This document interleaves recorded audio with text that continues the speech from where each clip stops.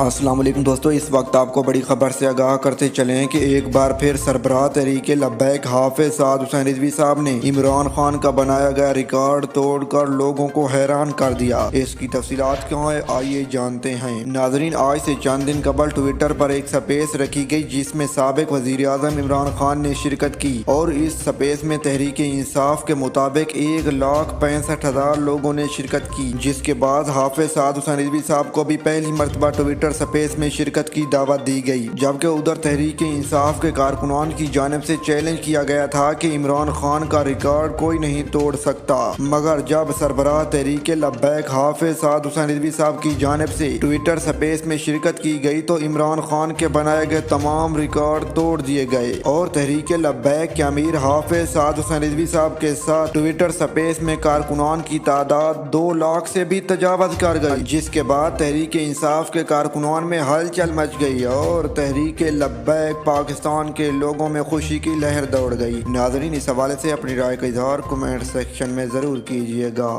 اللہ حافظ۔